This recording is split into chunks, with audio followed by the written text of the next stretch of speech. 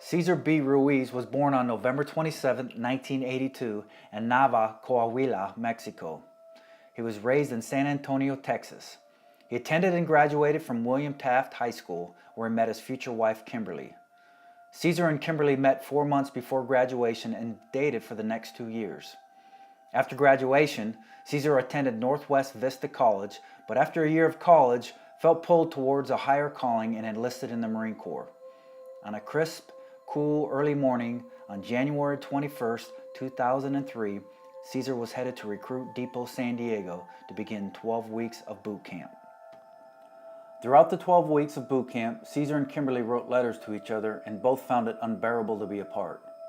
In the letters, they wrote about their dreams for their future: marriage, many children, a home filled with love, and happily ever after. After graduating from boot camp on April 18, 2003, Cesar began training for his MOS to become a combat engineer. After completing his training, he had 2 weeks of leave before heading to his duty station in Hawaii. During his second week of leave on a Sunday afternoon, he proposed to Kimberly. The next morning, they were happily married.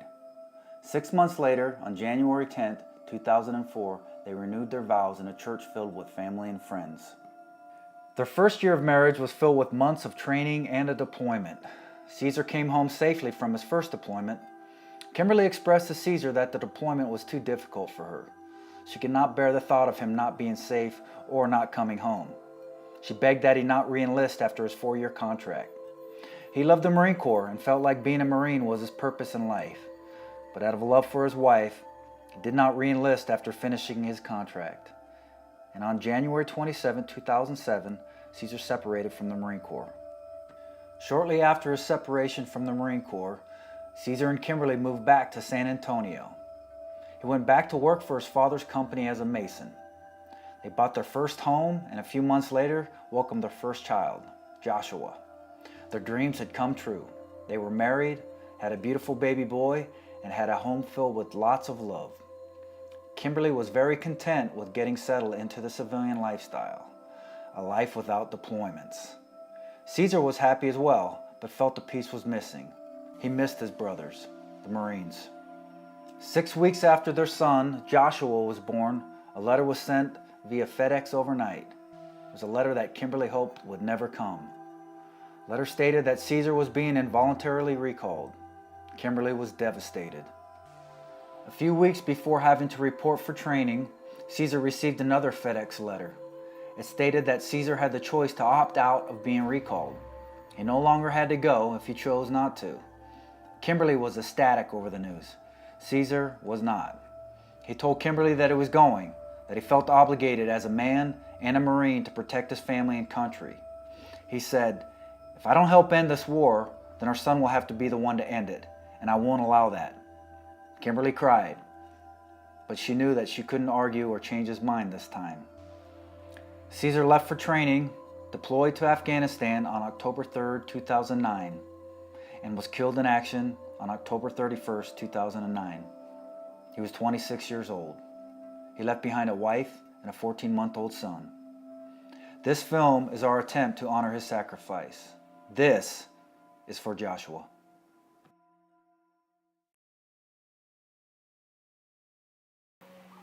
My name's Jose Puga, originally from Aurora, Illinois. Raised here in El Paso, Texas, though. My name's Daniel Rodriguez, and I moved around a lot, but mainly Southern California. My name's Matthew Perrick, and I'm from Seattle, Washington. Robert Ford, from all over the place, Navy brat. I'm born in San Diego, lived in Okinawa, Indiana, then back to Washington, and then now I live in Oregon, just east side of Portland. Henry Donnell, I'm from Shelley, Idaho, a small town not too far from here. My name's Anthony Martinez. I'm from East Los Angeles, California. My name's Tim Orendane. I'm from here in LA. My name is Joshua Salcido from California. My name's Casey Henry. I'm originally from St. Louis, and I grew up most of my life in Kansas City, Missouri. Well, Joel Flores from San Diego, California. Wasn't born here, but I was born up in Pittsburgh, California, and then moved down here. My name is Mark Andrew Smith. I'm from Livonia, Michigan. Terrence Johnson, South Carolina. Georgetown, to be exact. My name is Nick Solheim, and I'm from Carver, Minnesota. Daniel O'Reilly, and I was born in Las Vegas, Nevada, and then lived in Northern California for a bit and spent most of my life up here in Oregon, in Eugene. I'm Kevin Lynn, and I'm from Topeka, Kansas.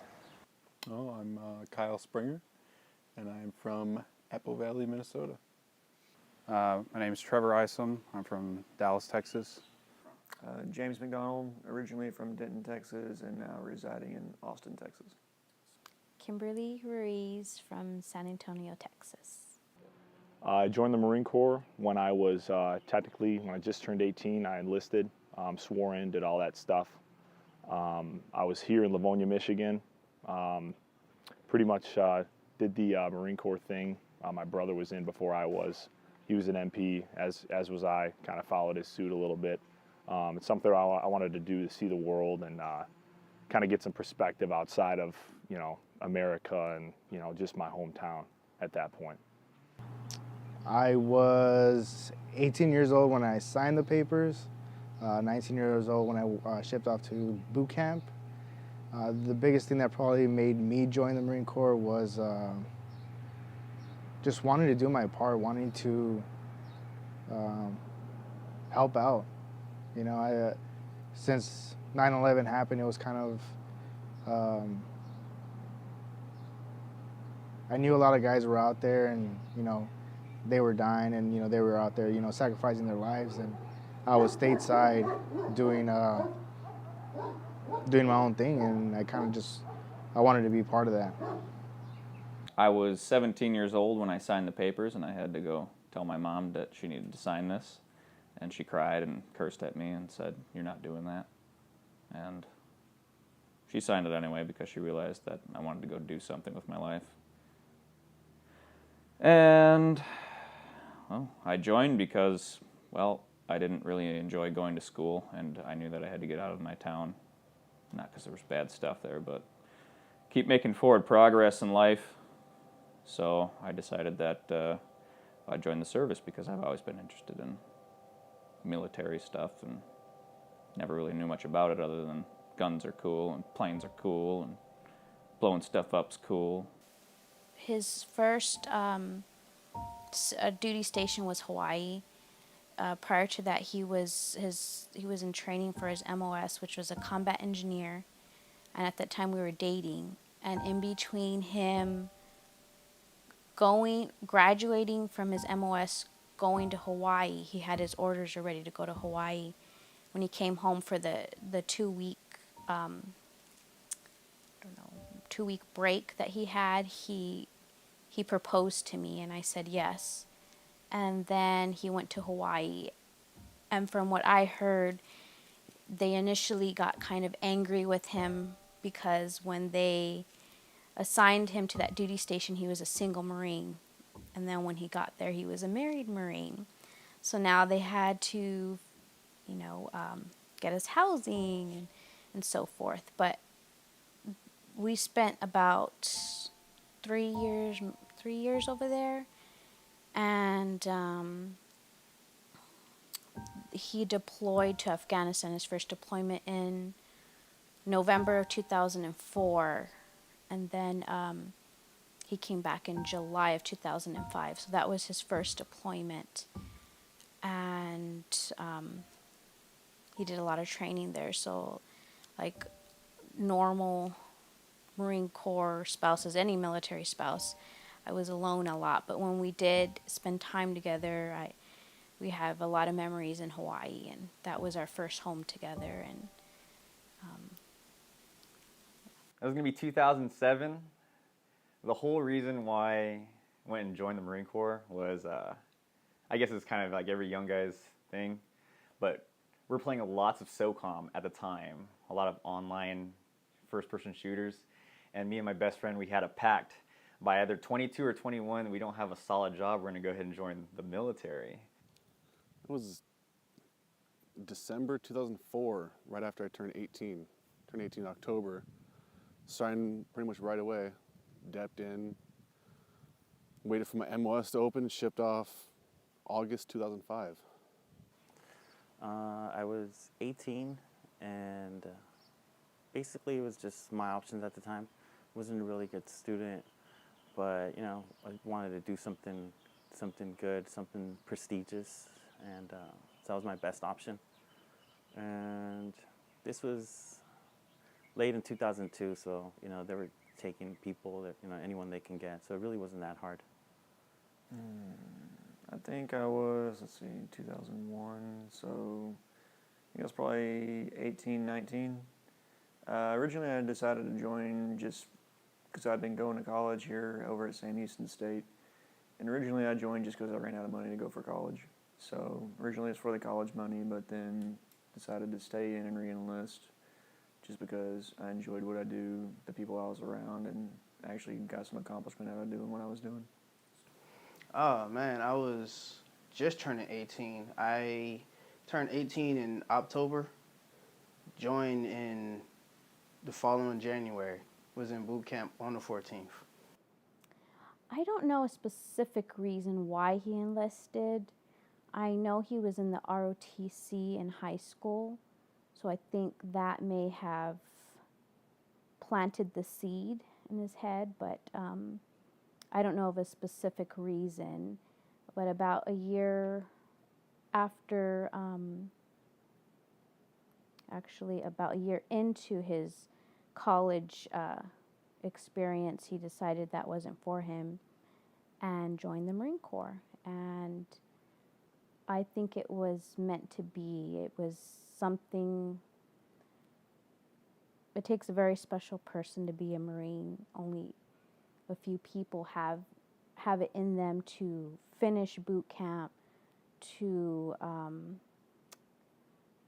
make that commitment and to do something that's greater than themselves. And he definitely had that in him, and he loved it. I joined the Marine Corps immediately after 9/11. So that was in 2001. I was a junior in high school, 17. Obviously you have to graduate, so they have you do the Pool program. I was doing that for about a year. I just felt like, you know, it was something that I had to do. I don't really come from a military family, but I do have a grandfather who served in the Army. But, you know, the reason for my joining was strictly for 9/11. You know, I watched it happen live, and it was just a moving thing for me. Joined the Marine Corps when I was 18 or 19, I don't know exactly when. Actually, I think it was right after my 19th birthday. Yep, because I stayed here for my birthday. And I joined because I wanted to take a break from school, just in general. And I didn't just want to sit around and do nothing with my life, so joined the Marine Corps. I joined the Marine Corps to defend the people that can't defend themselves. Come from a family of military men. My dad was a Marine. Just kind of always wanted to go out there and do something. I was 17 when I dipped in, and good old Anthony Martinez, we know each other from a pulley program. Went to boot camp when I was 18, so. To be honest, I knew I was going to suck at college, but I just wanted to do something really different. Like, I wanted to feel like, you know, I made a difference at one point in my life, you know. I was right out of high school. I was 18. I joined up here in Washington in January of 2006. Family. Military background. Yeah, a bunch of Marines, SEALs, and soldiers, so I had to join the bloodline, you know what I'm saying? I come from a long generation of military men. Basically, we were always raised that men should serve their country. So I always knew I wanted to join. I just thought it was going to be a different branch like the Navy. But the Marine Corps recruiter looked good in his blues, and he was a better salesman. So he got me. I was 18 when I joined the Marine Corps, but due to being 19 to be a military policeman, I had to wait 6 months before I was ever able to go to boot camp. I was 22 when I joined the Marine Corps. 18, it was 2008, May. I was 17 when I signed up, and 18 when I went to boot camp. Well, there were kind of 2 times I tried to join, but my parents talked me out of the first one, and then after that, I figured out that's still what I wanted to do. So back in 2008 is when I finally joined, and it was just kind of a calling I had for a while. Worked with animals. My biggest point was to be a dog handler, just a dream of mine. So something I always dreamed of doing. Well, I graduated high school, I tried college, and I was working 2 jobs, and it just sucked. So I figured the best way to do something is to join. I'd always had the idea if I did join, I would join the Marine Corps just because I've grown up knowing other Marines and things like that. I saw a lot of my friends, they were not heading down the right path. I didn't want to follow in their footsteps, and had a recruiter come down to one of my schools and took the ASVAB. Sure enough, a few weeks later, he gives me a call. He said, "Hey, you know, you passed the ASVAB. You know, you ever thought about being a Marine?" At that time, I had no idea what a Marine was. I wouldn't be able to tell you a Marine from a soldier, from a Navy man, airman, nothing. And said, okay. I met him in high school. It was our senior year of high school, the last semester. And I sat in back of him, and pretty much the whole semester, we didn't talk, we didn't notice each other, we just sat next to each other. And one day I fainted in class, and he didn't help me. He didn't even notice me. Some other classmate got help, ran for help.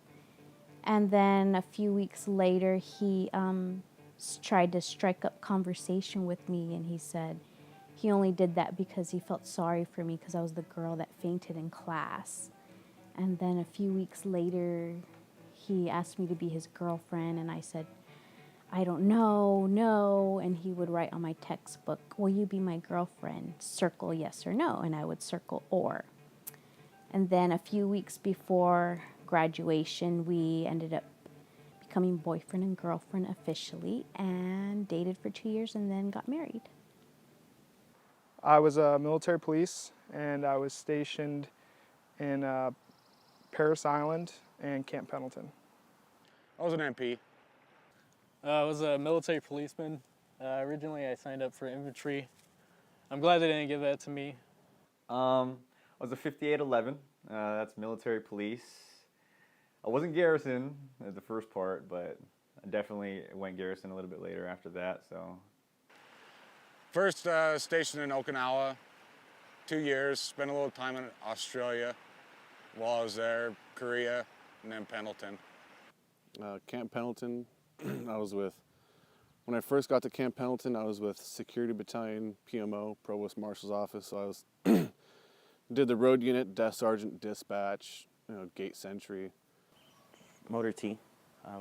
I started off as a mechanic first, but then as I got promoted, then I became like a section head. Pretty much just ran convoys on my own. More or less, kind of backdoored some PCS orders. Went to CLR-17, and from there went to Iraq with a supply battalion, and then came back and went to CLB-1 for Afghanistan. I was OID 11, artillery. I was an engineer, construction, welded a lot. That's what I did. I was military police, field MP most of the time, for 2.5 years, deployed to Afghanistan, and after that deployment I got sent to New York for a little while. I wasn't necessarily military police, but I was still kind of a security guard, more or less. So it was pretty much the same as everybody else's. Went to the boot camp, did everything, the MOS school, and after that I was fortunate to be put in a undeployable unit, but also unfortunate because I never got to experience the real Marine Corps for 4 years. I got sent to a unit that was known as ESD, the Exercise Support Division, or as later put as Mojave Viper support. So basically we just issued out all the gear for Mojave Viper, and that's where I got to sit. I got to talk to Marines that came in to go do the training that have deployed, and I got to fix trucks for training purposes, which gave me a little bit of sense of, all right, I'm doing some good. These Marines are going over to do stuff, and I'm fixing their vehicles that they train with, so that makes me feel good. But other than that, yeah, it was not the Marine Corps at all. I worked with civilians, and it wasn't quite what I expected. I had a good time, but it wasn't what I expected at all. Got to my first duty station, which was Iwakuni, Japan, in March of 2006. Really just between the culture shock of being in a different country like Japan, adjusting to the Marine Corps way of life, it was pretty crazy. It was fun. There's a lot of stuff to do. There's a big world to see, and I just tried to take as much in as possible. You know, everything Marine Corps related. I volunteered for a ton of stuff, even though they tell you not to. I went out in town. I did everything I could to just see as much as possible and take advantage of the situation.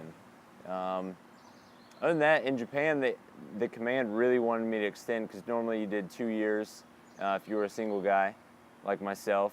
The command wanted me to extend for a third year, but my whole goal in the Marine Corps was to make sure I got downrange and did a combat tour. And that was really important to me, just because, you know, that's why I joined. You know, we're at war, and I wanted to do my part. So in was it April of 2008, I PCS'd over to Camp Pendleton and got there. So after his first deployment, we were going to celebrate our 1-year anniversary. And we decided to go to the Big Island, which is where they have the volcano. So we went to the Big Island, and we rented a cabin there at the national park. And we decided to go for a hike to see the lava. Well, we didn't really know what to expect. I didn't realize, I was assuming it would be kind of like more made for tourists, like asphalt streets kind of along the volcano, and just an easy hike. I wasn't expecting what we got ourselves into. So I wore the wrong shoes. We had one little bottle of water, and we didn't have a flashlight. And we went, we left, it was daylight. It was maybe about 4 o'clock. I don't remember the exact time, but there was a lot of daylight on our side. And we were walking and walking, and we hadn't gotten to the lava, and we really wanted to see the lava. So there was some signs that said, "Do not enter, hazardous." Well, we just looked at each other and we ignored them. We're like, we see a few people over there going, it's safe, we'll go. This is a once-in-a-lifetime opportunity. We were going to see the lava. So we went and we continued to walk, and we finally got to see the lava. And it was gorgeous and beautiful, but I think we got a little bit too close, because I remember seeing cracks where we were, and I remember my right foot was on one side of the crack and my left foot was on the other side, and in between the crack you could see the lava flowing, and you could smell the soles of our shoes melting. It was really scary, and I kind of backed away. I was like, this is as close as I'm going to get. But Caesar, being a Marine and fearless, he wanted to get a better shot with his camera, so he got really, really close and took a good shot. And going over there wasn't really the problem, but going back, leaving, it became a problem, because we had probably hiked about 5 miles, and it was already starting to get dark. And when we started walking down, the terrain is very steep, and it's like volcanic glass, so it's very slippery. And when I was walking down one of the mounds, I fell and slipped, and all of the glass particles were embedded in my hand, and I was in a lot of pain, and it was pretty bloody. And I was tired at that point, and my feet were hurting me because of my shoes. When I fell down, I started crying because, you know, all of the glass and everything. And I took off my shoes. My toes are bloody, and I didn't know where we were. I thought we were lost forever. I thought we were going to be on TV, and they're going to say, like, you know, that we got lost in the volcano and they had to rescue us. And so I was really worried. And there was no light. We couldn't see, but there was a full moon. So that helped us kind of guide our way back. But I remember Caesar telling me, you don't have to worry. You married a Marine. I know how to get back. And I was still worried. And I said, well, I can't walk anymore. My feet are just so, you know, they're in pain. They're bloody. And I was crying, and so he said, get on my back. And I remember telling him, you can't carry me, I'm too heavy, it's too far of a hike, it's too tough. And he said, I've done longer humps than this with my gear that's heavier than you. Get on my back. And he said it kind of like in a demanding voice, not really asking me. And so I remember looking in his eyes, and he just looked so confident, and I said, okay, I'll get on your back. So he gave me a piggyback ride the rest of the way back to our car. He got us back safely, and we weren't on TV as missing or anything. So, well, let's see. I got out in 2007. I was out for about a year and a half, and then you know, I was working here in Los Angeles, getting my life back together. And you know, some people get shocked by this, but I got a FedEx package that said I was being recalled. I think I stared at it for an hour before it sunk in. After a year and a half, you figure, like, you know, things are over. You always kind of know in the back of your head that it could happen, but when it happens, it's mind-numbing. And so, but I was still kind of excited. I wanted to go out to Afghanistan. I'd never been, and that's obviously why I joined after 9/11. So I felt like it was the right thing to do. But it was bittersweet the way it went down. So yeah, 4 years were done, and I'd made the decision. I thought I was going to be a lifer because I thought, yeah, I'm pretty hardcore, military. And then decided that it wasn't for me, and I thought there was so many other opportunities in the world, and I was going to get out. So I did. Got my honorable discharge, came back home, got back with all my friends, kind of got back in the swing of civilian life, and out for almost 2 years, probably about 1 3/4 or so. And then got a letter in a FedEx one-day mail package. So I'm like, well, what the hell is this? This looks pretty, like, official. Like, oh, maybe I got, like, an award for something I didn't know about. Like, I was excited, but because it said from Kansas City, DFAS, you know, the whatever, military reserve command down in Kansas City, I think it was. And opened it up and read it, you know, official letter saying you've been selected for a recall back to active duty screening. Not sure if that's exactly what it said, but that was the gist of it. So I was kind of like, wow, that's weird. What's going on, you know? Because, of course, the recruiter told me, you do 4 years active duty, and then when you're done, you got 4 years inactive. But that's just, you're kind of there. And unless World War III breaks out, we're not going to call you, so don't worry about that. Thought, super, all right, cool. Well, World War III wasn't happening, and we were pulling out of Iraq, so I was a little confused at it. But either way, I remember taking that letter that night over to my girlfriend's house, who is now my wife, and showing it to her. I sat her down on the bed and said, I have something to show you.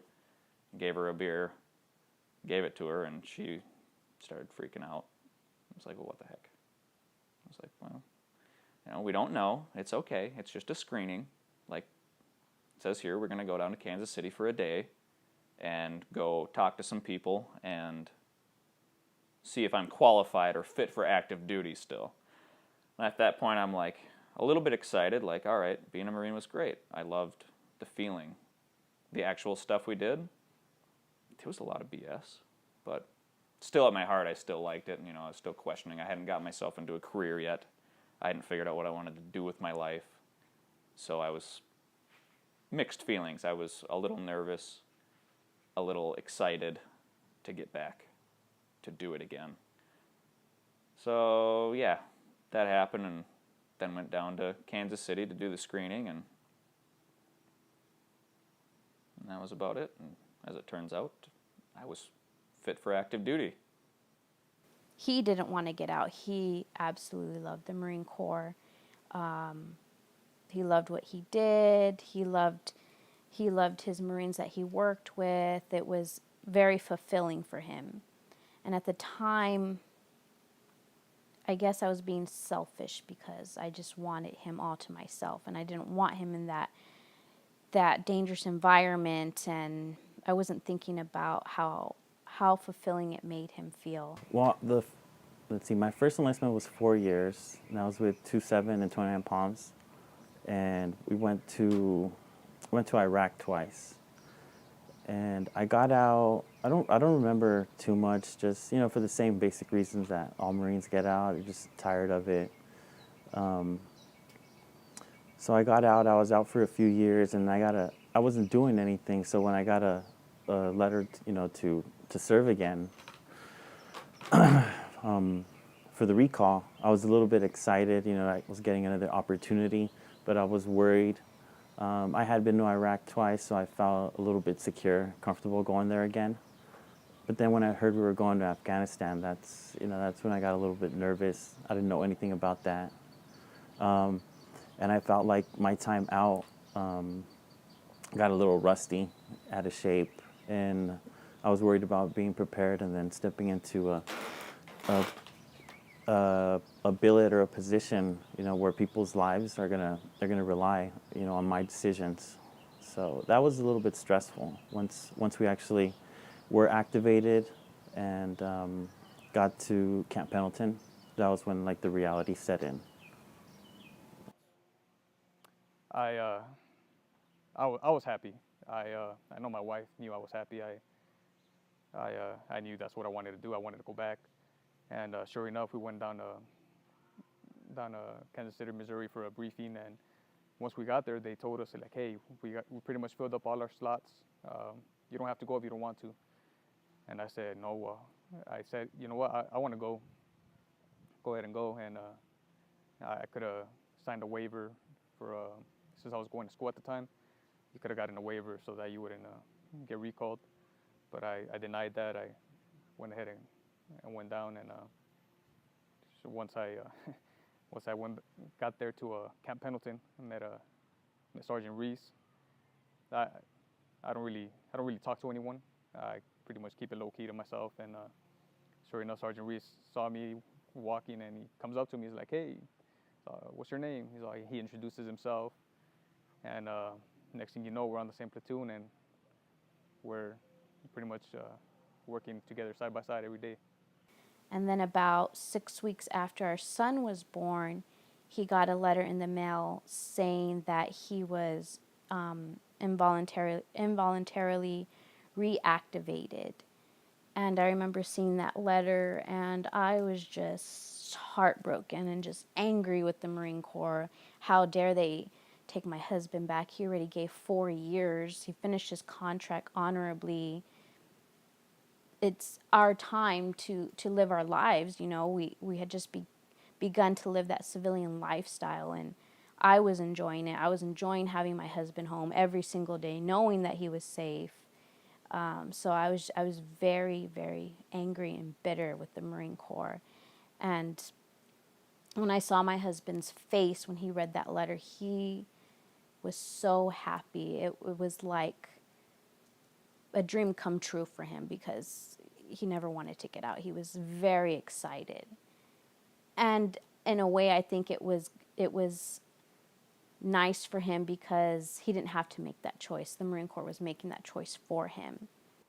Well, it was a long way to get to the actual orders there. We didn't know what was going on. We thought we were going to be you know, from what they told us, the what do you call it, Reserve Command Major, Colonel, Lieutenant Colonel, whoever's in charge down there that gave us a brief as civilians, well, not for the day, we were Marines for a day back down in Kansas City.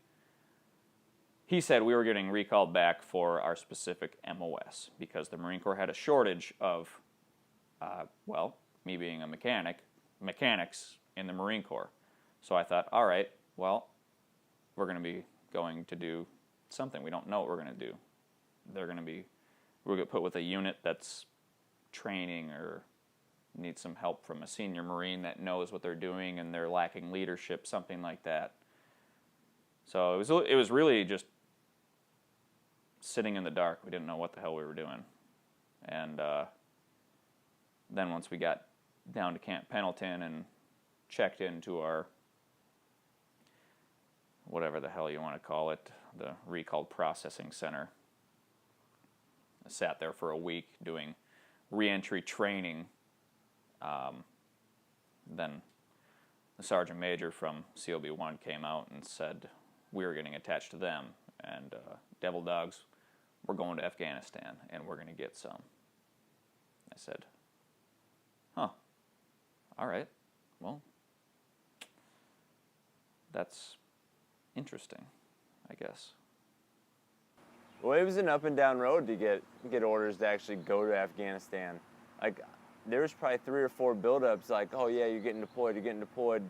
You guys are being set aside for this or that. You know, you're doing border security in Iraq first. You're doing this over in Afghanistan, and nothing came through. So it was really like an emotional roller coaster, where you really didn't know what to think. You really wanted to go because you were excited and it's what you were working for, but 3-4 months into it, it was just kind of like it was a bad joke, you know, just over and over again. So it seemed like every friend I had at MP Company at Camp Pendleton was getting transferred over to CLB-1 to deploy. And it felt like I was literally being left out until the last minute, where I got basically the big call up. That was my major league moment, and it felt great. I was actually, 4 years into my enlistment, going to be able to fulfill what I initially set out to do. So, I mean, it was awesome. It was a little scary. It's not like you're going to Japan, to a friendly country, so lots of unknowns, but ultimately exciting to be there with friends and guys that are really new and trusted. I enjoyed it. I know Iraq, for me, I was the junior guy in the whole company. You gotta, the whole move fast, be loud, do what you're told kind of thing. And by the time you get to Afghanistan, you're kind of used to some of the operations and some of the tempo. So you're not as stressed out, or you're not as, you're not as junior anymore. That helps too. But, staying on pace, going from my pre-deployment training or in my boot camp, all that stuff, and then you're going straight to Iraq, and then you get back and you already have a pretty quick redeployment schedule. For me, that was good. It kept my head on straight and kept my priorities in order, and it was good to kind of have a goal to do, the next step, which was Afghanistan after I got back from Iraq. So I was pretty pumped. It was one of those things. I mean, we had this deployment set up to go to Iraq, and I was scared about that one. I don't know kind of why, and then out of nowhere, my name gets called on a list for Afghanistan, and then kind of went from there. I was like, all right, we're really doing this one. This is for real thing. Hear about on the news that, oh, they're going to start doing more offensives and that kind of stuff in Afghanistan. They're pulling in more troops and whatnot, and they just want more boots on the ground. So I was pretty excited about this one. They gave all of us the option of, if my memory serves me correct, once we got to CLB-1, they sat us all down and gave us an option and gave us an official document to sign if we wish to decline our orders to go to Afghanistan or to accept them. So there was, well, I don't know the percentage-wise, but I think there was a handful, you can count on one hand, less than that, of the people who decided that they didn't want to go and they wanted to stay back or get out. And the rest of us, wanted to go because everybody there still in their heart believed they were a Marine and they had a job to do, whether it was what we wanted to do or not. This is what we signed up for, and you don't be a Marine to just get free money to go to school or to get free stuff. You become a Marine to be the best, because you care about yourself and you care about pride. So not signing that piece of paper just felt like something, it wasn't an option. You were backing out and not fulfilling your duty and not being true to yourself. So I signed it. I was excited about it. I mean, going and deploying was, well, first off, I'd never wanted to be a recruiter, and so being stuck in Kansas, I didn't want to be there. And so I was pretty excited to come back and actually go deploy and do the actual Fleet Marine thing again, because I'd been missing it, being stuck behind a desk. And when we got back, I met the Marines that were in the platoon, the MP Marines. They were a pretty locked-on group, and so I felt good about deploying with them. When my husband deployed, Joshua was 13 months old. I mean, we were all pretty excited because first deployment, didn't really know what to expect, but oh, it was going to happen. Just wanted to go. Just wanted to go and do it and just be able to go ahead and say, yeah, I lived it and did what I had to do, you know? Well, initially, this was a unit, a security unit that was specifically, it was starting from the ground up. It was starting from scratch. And so really, when I first showed up, I was being put in charge as a platoon commander because we didn't have our lieutenants set yet, any of our officers there. So me and a couple other sergeants, the senior sergeants, were put in those positions. And I was put in charge of about 35 Marines to start with. And that was just to train for the Afghanistan deployment, doing security patrols. But you know, the most difficult part of it was a lot of these Marines that were being put in charge of do this thing, and I was a diesel mechanic, you know. So while they're learning and while I'm trying to teach them how to do things, they're teaching me at the same time, and we're all trying to do this thing together. I don't know. I guess I never really cared about dying, or at least not for a while. So I just kind of took it. You know, I was kind of stoic about it. I didn't really care too much. But yeah, it was. I don't know. I was just kind of indifferent, I guess. So. I was excited. I really was excited. That's why I joined. You know, I joined to go to war, to fight, and when I found out that that's what I was going to do, I was really excited.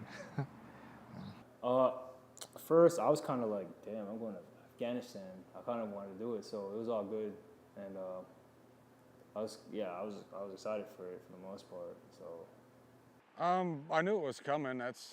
You don't really join the Marine Corps when we did, not thinking you're going to go.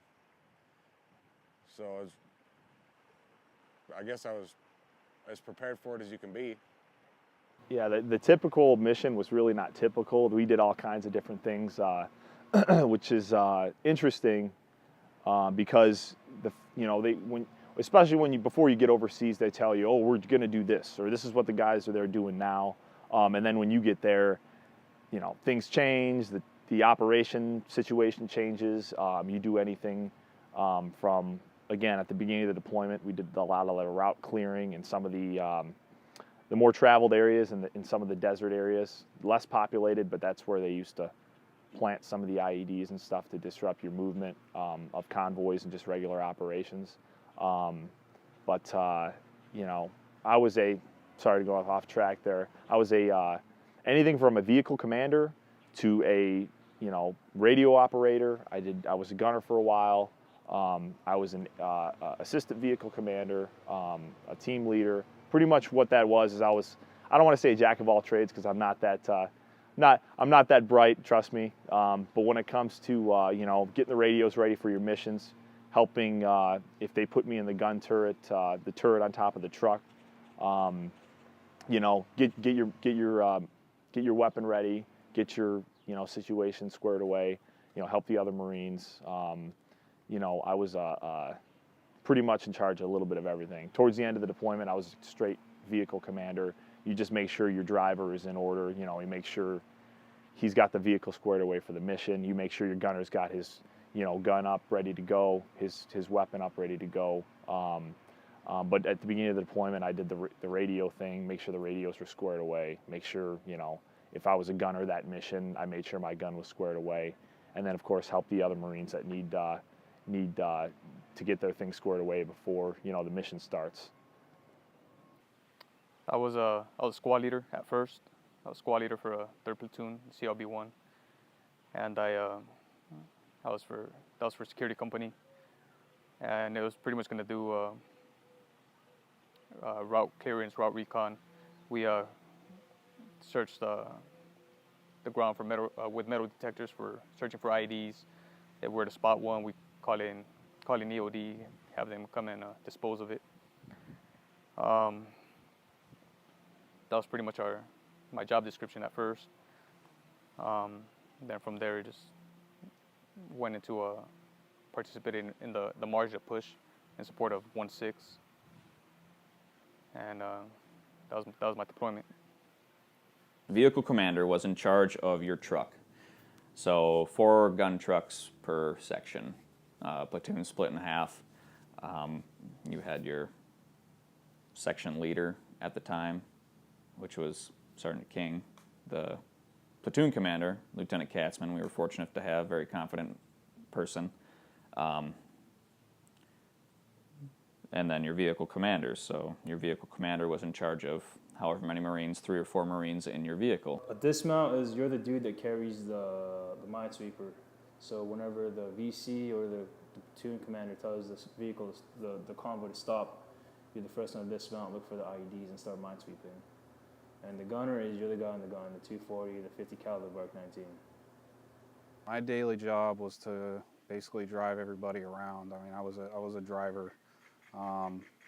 I got a nice little certificate saying, yeah, I drove 1,500 miles. I know I drove more than that, but it's just a constant in the truck, in the seat, driving for security patrols. Sometimes maybe not even driving, just sitting, hoping or even waiting for something to happen. So, on the missions as gunners, we're pretty much providing security, and we're outlook for everything on the road and everything like that. So we spot something, we can halt the convoy and everything like that, and just make sure everything was all good. We had all our sectors of fire, always in constant communication with everyone else, But yeah, that was pretty much what our job was as gunners. Well, once we got out in country, it was a little different. By then we had, our officers set in place. We had staff NCOs come in, and obviously our roles were reduced a little bit. So by then I was a platoon sergeant, and still in charge of those same Marines, luckily, because I kind of felt like I had a bond with them. But as for day-to-day roles, we did route clearance, route security, and presence. So the reservists came in, and that was kind of when I first met Caesar. And so when Caesar came in, he became the sergeant in charge of 3rd Platoon, and I was kind of the number 2 guy. I ended up doing mostly turret gunning on MRAPs for convoys, mostly on the Mark 19. Never got to fire the Mark 19 in combat, which was unfortunate, but maybe that's not such a bad thing. Anything that they asked me to do, I just did it. Like, I tried not to turn down anything, because it was just an experience, and I wanted to do that. My job was the truck.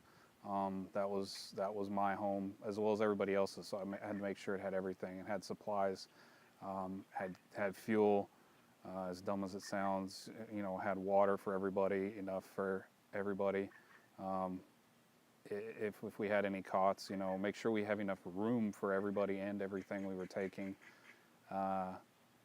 Jotting down anything that might be broken and getting this fixed as quickly as possible, because we didn't have the choice of, oh, I don't want to take this truck because I don't like the number on the side of it or whatever. But you know, you get stuck with the truck you got, so you kind of just deal with what you're given.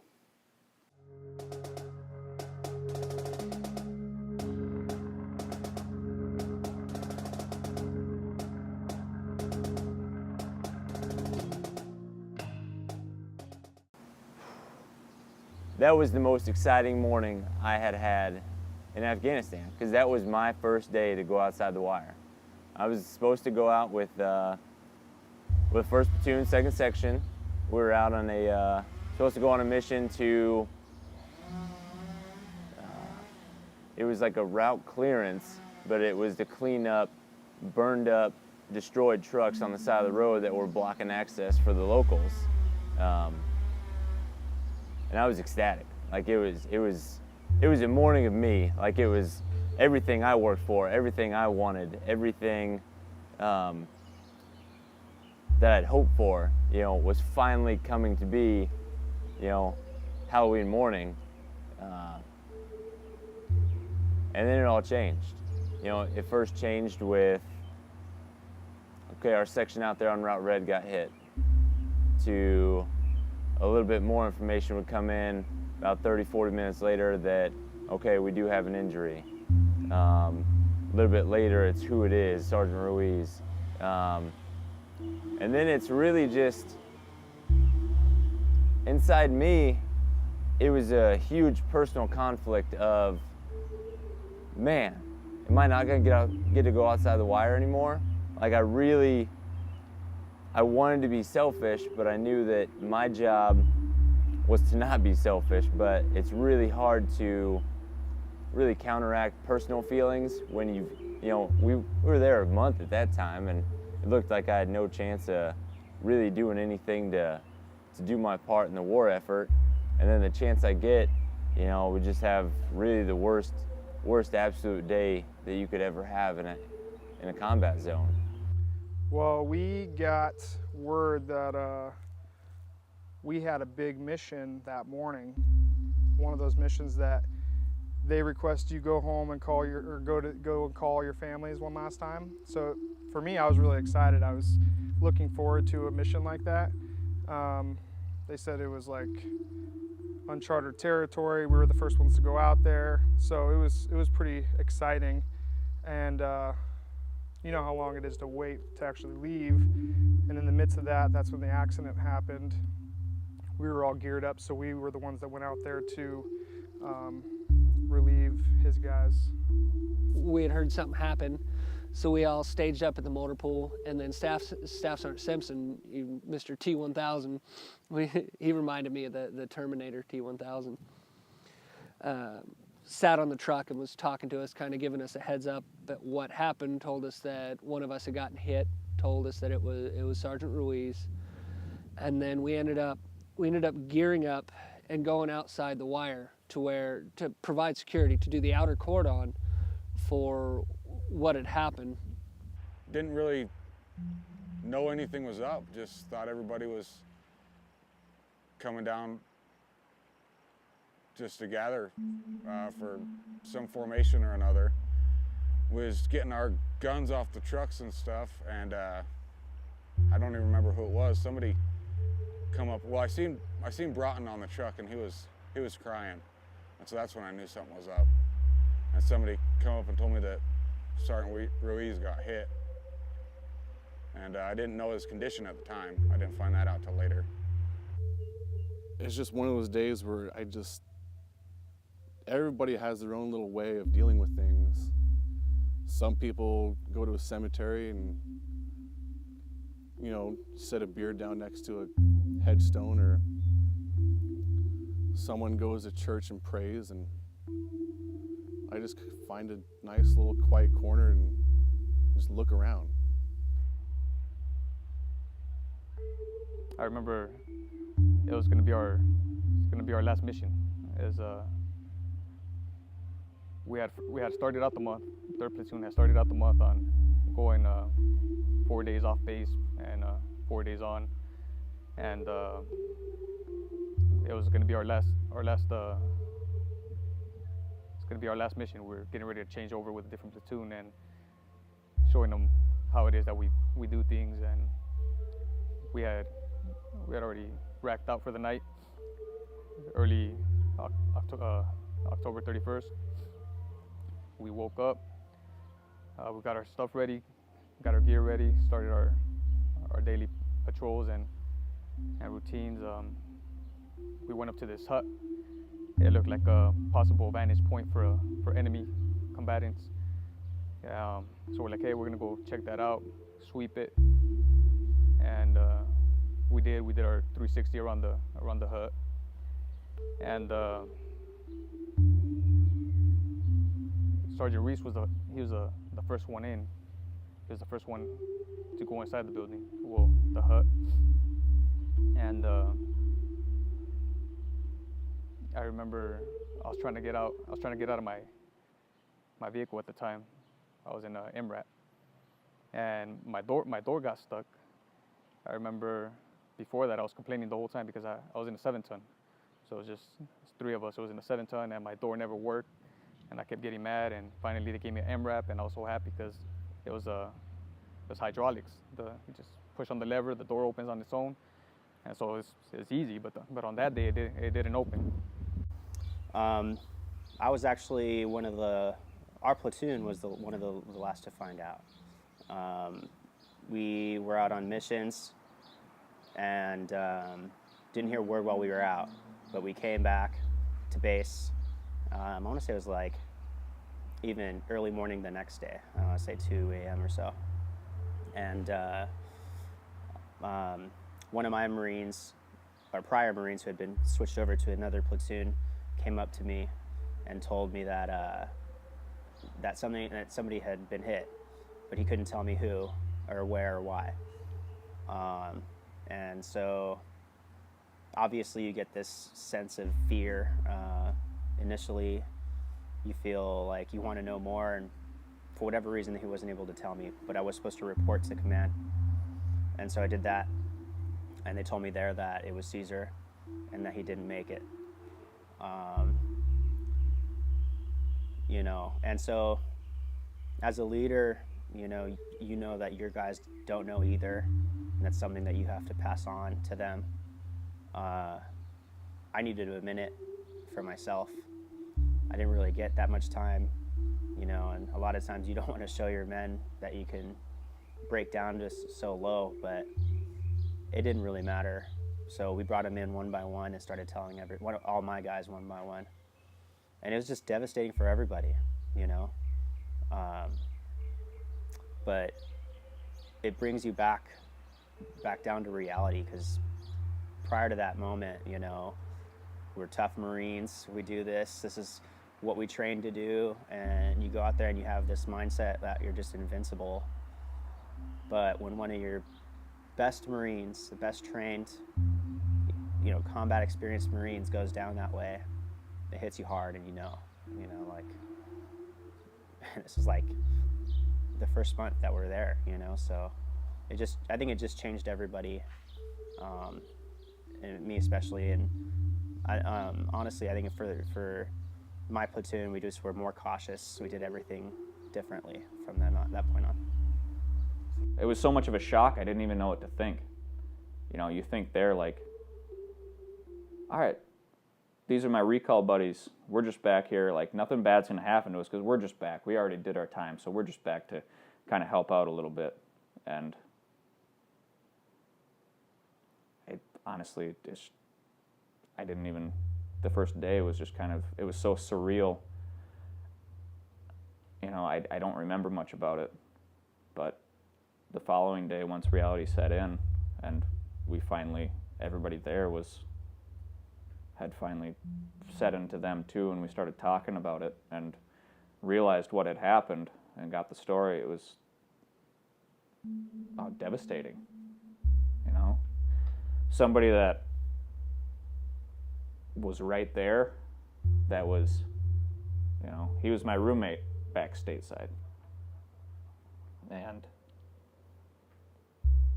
I spent every single night with the guy, and you don't see him for a week, and you don't think anything's going to happen, because you think we're Marines and we're the best trained people out there, and we know what to look for, and we know how to defend ourselves, and nothing's going to happen, because we're the best. And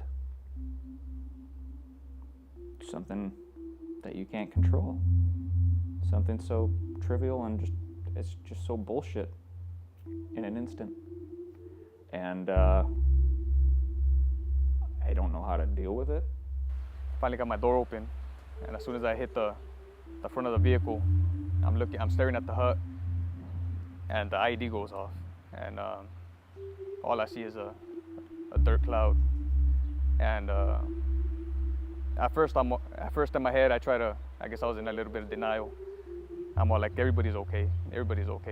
And then in that split second, it just hit me. I'm all like, I must have pressure plated.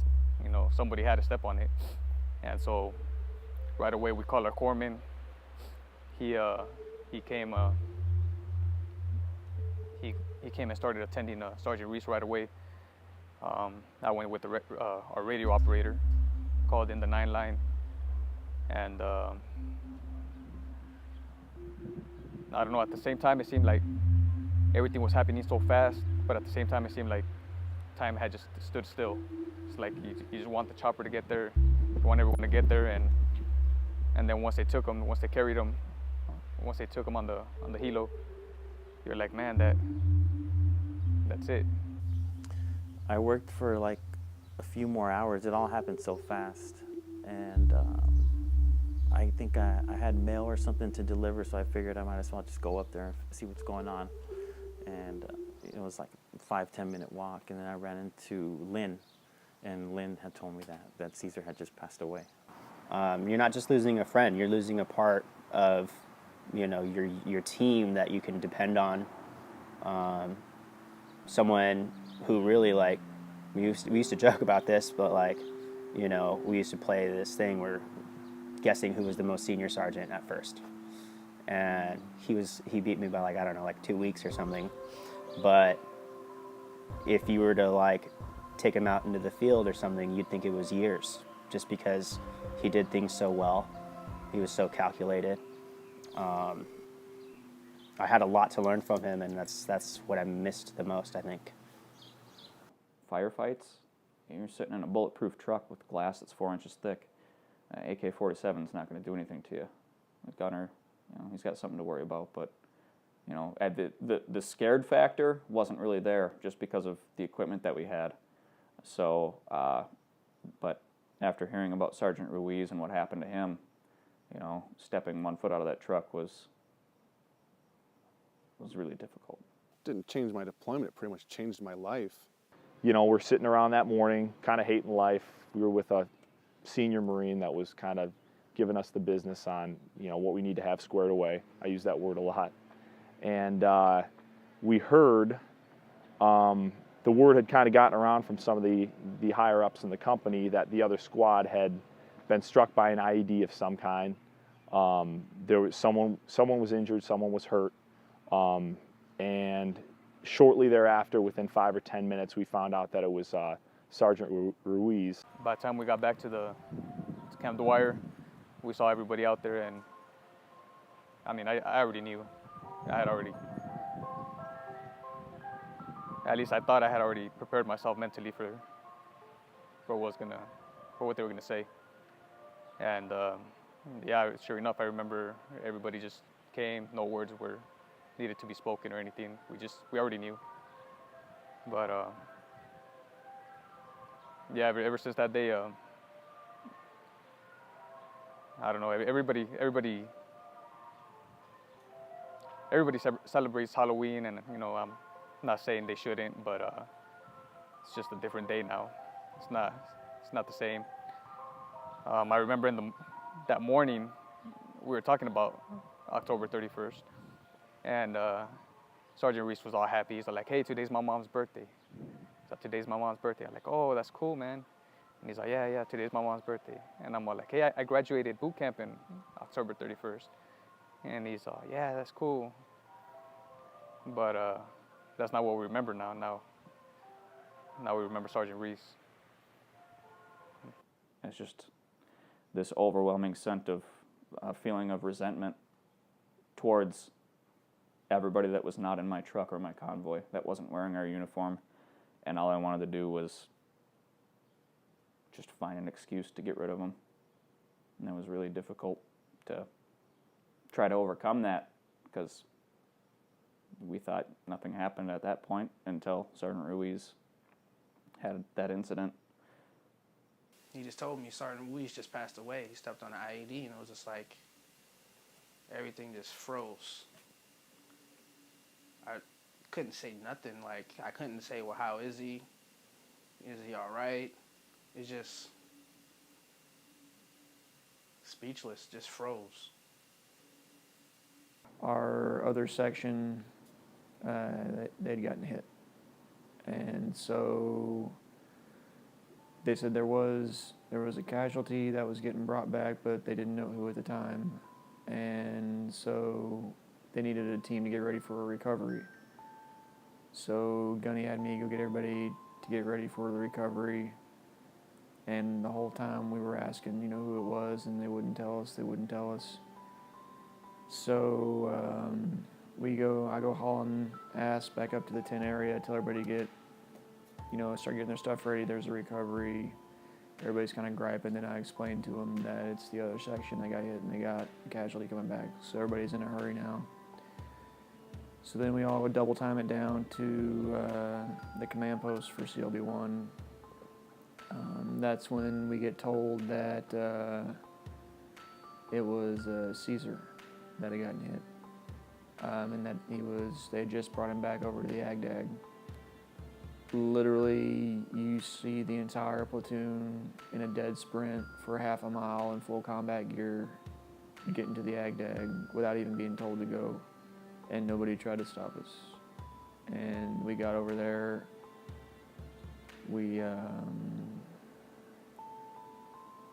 Right when we got there, there was, I forget if it was his first sergeant or a major, and they were just like, you guys are too late, he's already gone. You see everybody just kind of like hit their knees. Guys were hugging each other. It was a bad day. Some parts I don't remember too well, but I just remember that day when we got the news, that we heard that Sergeant Ruiz was hurt at first. We didn't really know how bad.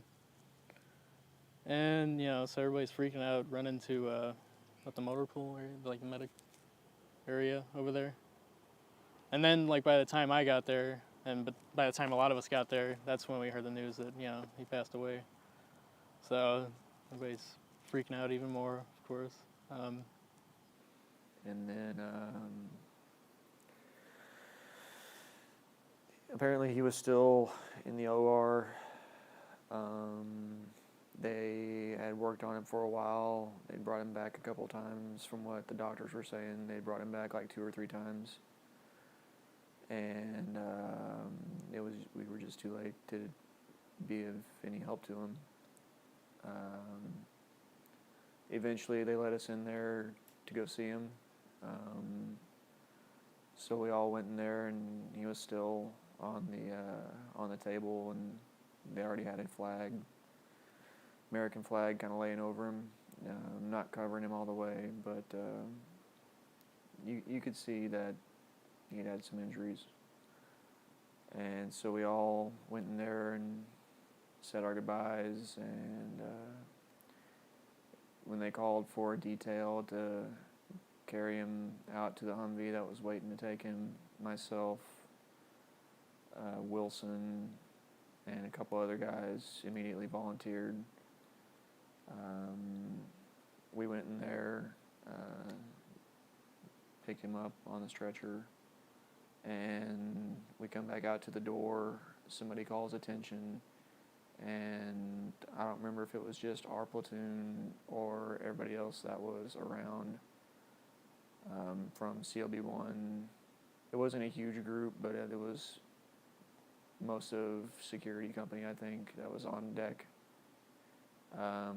They just lined both sides of the walkway from the door to the Humvee, and everybody saluted and rendered final honors, and then we carried him to the Humvee, which took him over to the flight line.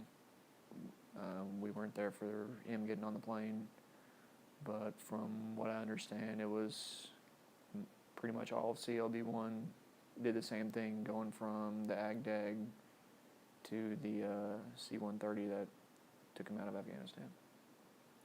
Almost 5 years. I mean, now it's almost 5 years, and I'm still wondering all of those questions. You know, they come to me at night, and I want to know.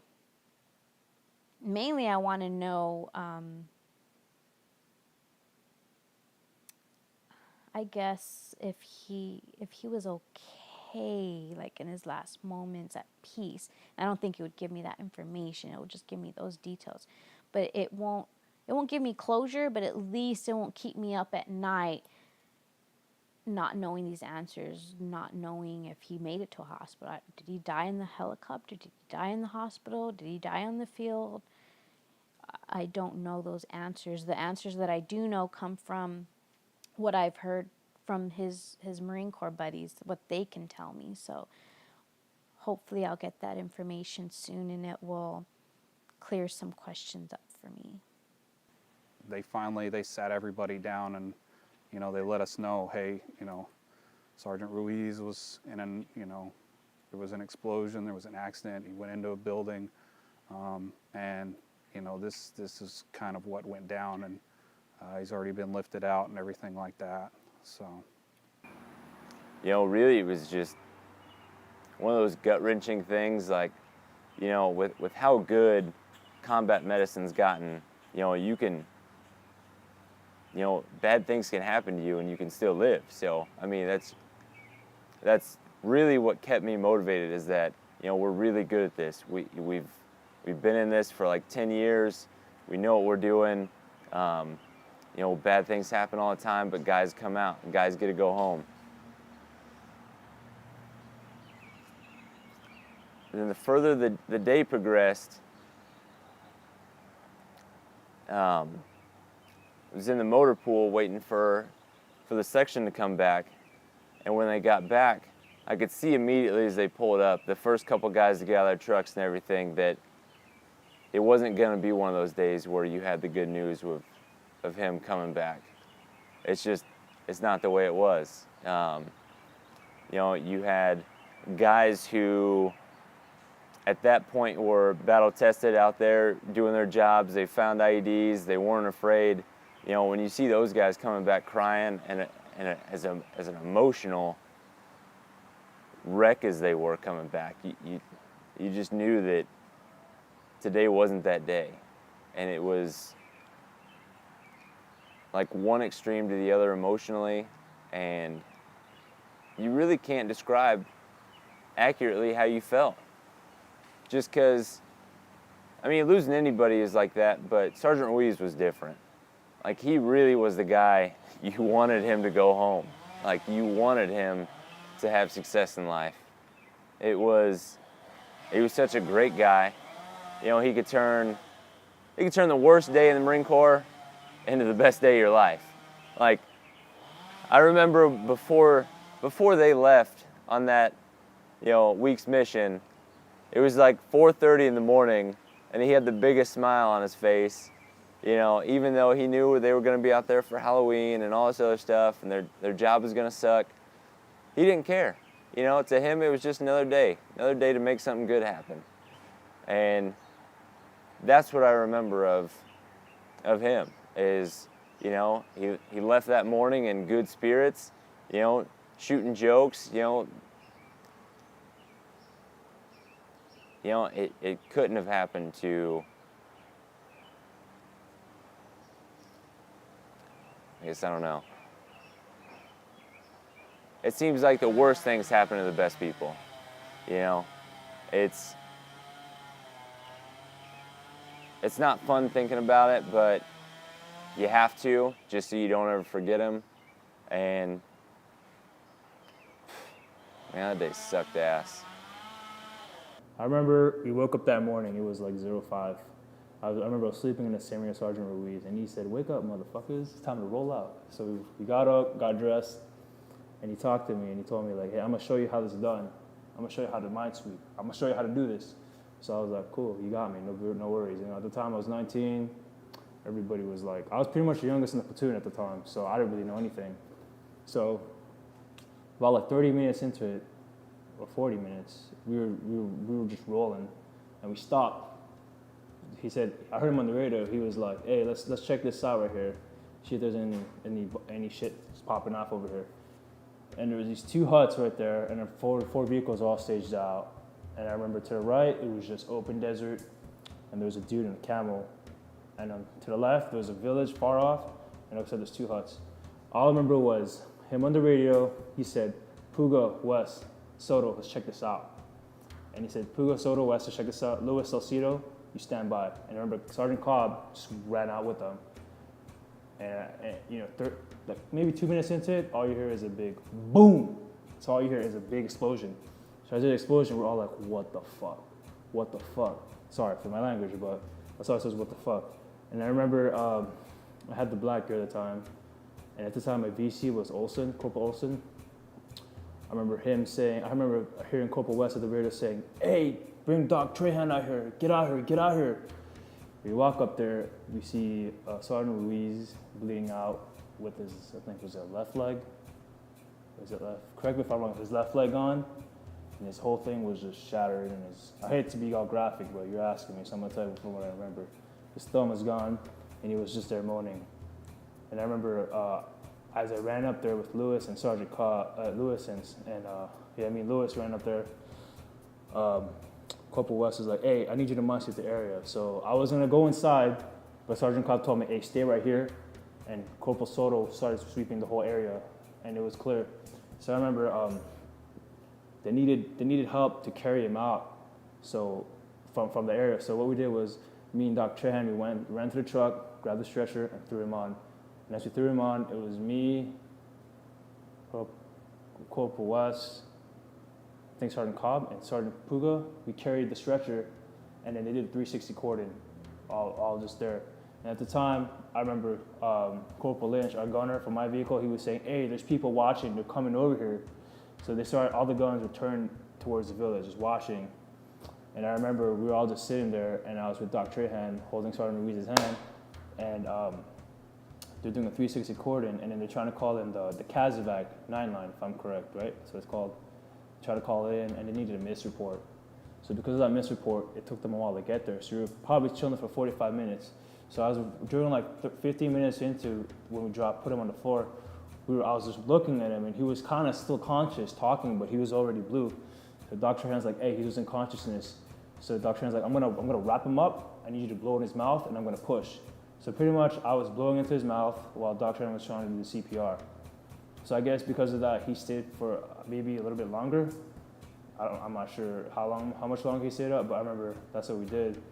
And as it happened, he was just wrapping him up, and I was just looking at him. I was like, wow, this is like kind of a terrible sight to see. You know, it's kind of frightening, and I'm not gonna lie, it kind of took a toll on me for the first like 2 months we were there. It kind of hit me hard, like, oh damn, this is for real, you know. And so as the Blackhawks came in, I remember they popped the smoke. I think it was the green smoke. I don't remember. I think it was a green or pink smoke. They popped 2 of them, and the helos came. And I remember some dude came out with some badass sniper rifles, like huge. He comes out and he says, "Everything all right? Is it clear?" Like, "Yeah, we got it." So we carried him to the stretcher. They carried the stretcher to the helo, and as the helo lifted, we all ducked down. And all I could think to myself was, wow, like, I was in shock. You know, I couldn't really believe it was happening. It didn't really hit me. So as we were just hanging out there, I remember, was it Sergeant Cobb? He took over because Sergeant Ruiz was the platoon commander or platoon sergeant. he took over, and I remember he waited in Captain Portelli, and she said, just stand by, we'll let you know what's going to happen. So I remember they sent us to sweep the whole entire area, and as we were sweeping the whole entire area, I remember we were picking up pieces of the Kevlar, his rifle. By the time he got back to the surgical center, they couldn't save him. You know, it's pretty emotional at that point. We hadn't seen him. It was First Sergeant Fountain mentioned it to the whole, at least to our squad and a couple of other Marines, because they were the other squad in our platoon. But he just mentioned that we're going to send him home, and he was.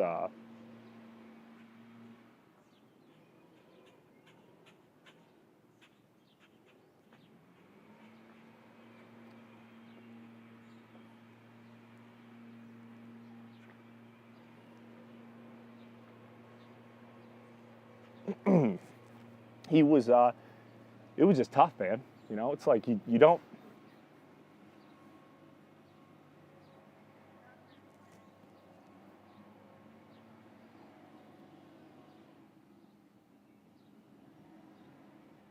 You know, so he mentioned that he had passed either en route to the surgical center, and he said we could go see him. And then from there, after everyone kind of said their goodbyes, they were going to, you know, obviously they were going to do, it's called a ramp ceremony. They take you to the flight line so they can send you home. So he mentioned that, and he said they were going to fly him to Camp Leatherneck, and which we were at south at a camp called Camp Dwyer. And you know, from there they would send him, you know, for either to Germany and just to get back to the States. So we were able to go to the flight line and see him for the last time. We actually went in 2 Marines at a time to go see him, and you know, it's just it's not something you you really think about. You know, I didn't even, you know, for that whole time, that whole you know, deployment. My Iraq deployment went really well, so we didn't lose anybody. We heard, you know, other platoons or companies maybe having a casualty or you know, a KIA here and there, but it's just not something you ever I ever went through in my head. I know we were told that, hey, be prepared to lose somebody, but I mean, you know, he just was the last guy you wanted to lose, you know. He told us to come in, and when he said they took one away from us today, I'll never forget the kind of emotion I felt, the heaviness, the tears that just ran down my eyes, and as I looked everybody else's eyes, and it was hard to believe at first that he was gone, because you know, you never really imagined it'd be like that. You know what I'm saying? You would never see it like that. So it was kind of hard at first because dude's gone. He was really cool, you know? And that's all I remember that day. And it's not gonna, every day it kind of repeats on what happens. So you never really forget it. It's one of those things that stay with you. And that's all I pretty much remember of October 31st, 2009. October 31st, 2009, that was, I woke up, actually it was, well, October 30th, I spoke to him in the evening. And I remember my mom asking me, because we were going to go to something at the zoo for children, costume zoo party or something. So I was getting Joshua ready in his Halloween costume, and my mom had asked me, oh, is Caesar okay? Have you heard from him? And I said, yeah, I heard from him a few hours ago. He's fine. And because I had heard from him just a few hours ago, it was okay, because it hadn't been weeks that I hadn't heard from him. I just heard, okay, he's okay. And so I remember the next morning, it was about 8 o'clock in the morning, and somebody was ringing my doorbell. And I thought to myself, who could be ringing my doorbell at 8 o'clock in the morning? I'm not expecting anybody. I don't know who it is. I don't think it would be a solicitor this early on a Saturday morning because it was probably 8 o'clock sharp. It was early. And so I remember ignoring it. I was like, they'll go away. It's too early to open the door. And they continued to ring the doorbell and knock and ring the doorbell. And I thought, okay, that, something is wrong because solicitors don't do that. They'll ring the doorbell once and leave. And my family would have called if they were going to come over, or a friend. And so I remember peeking through my blinds from my room upstairs, and I saw a black Suburban with some government plates, and I thought, oh my God, I already knew government plates. That's not good. And so I went downstairs, and I saw the two Marines. They're dressed blues, and I thought, oh my God, I know what this means. I know why they're here. I just talked to him. It's not possible. And so they came, well, first they verified, I guess, my identity. I can't really remember. I don't know if they verified his social, or I don't remember exactly, but they pretty much verified that they had the right person. And then they went into their little speech saying that they regretted to inform me that basically that my husband was killed in action. And I remember looking at them, and it just felt so surreal, and I was like, no, this is a mistake. I just talked to him. And I remember them coming into my house, and I was kind of speechless. I remember just shaking. I felt like I was shaking a lot, and the words couldn't come out of my mouth, and I didn't know what to do. I thought like maybe I would faint or something, but that didn't happen because I guess because I was sitting down or something. And I remember just holding my dog in my arms and just holding him and crying. And my son Joshua, he was 14 months old in his crib, and I guess he had heard all the commotion, and he started crying. And I'm always the one that gets him in the morning. And one of the Marines, he went up to get my son. And now thinking about it, I think, he was only 14 months old. He must have been terrified to see this stranger coming into his room in a uniform. He didn't understand. And he got him out of his crib, and he was taking care of him while I was pretty much losing it. I remember telling him, okay, the other Marine who was telling me everything, and I went up to my room and I said, okay, well, I'm gonna go and change. And I went up to my room, and I didn't know what to do. I think I kind of lost it, and I remember throwing things and being angry and yelling at God, and how dare he give me such a great husband and then just take him away. I didn't understand. And the Marine came in and was like, I don't know what he was trying to do, but I guess trying to calm me down. And then we had to tell the rest of my family. And I remember calling my mom and my dad, and I was losing it. And they thought, I remember my mom had said afterwards, she thought that I was being attacked by like a home invader because I was going so crazy. And so they rushed over here. My parents were the first ones over here, and then the rest of my family and friends came, and it went by pretty quickly. It was like a nightmare. It didn't feel real, but I knew it was real. And it just was like, what am I supposed to do with my life now? I found this man. He was great. He was everything I wanted. more than I wanted, more than I could ever ask for.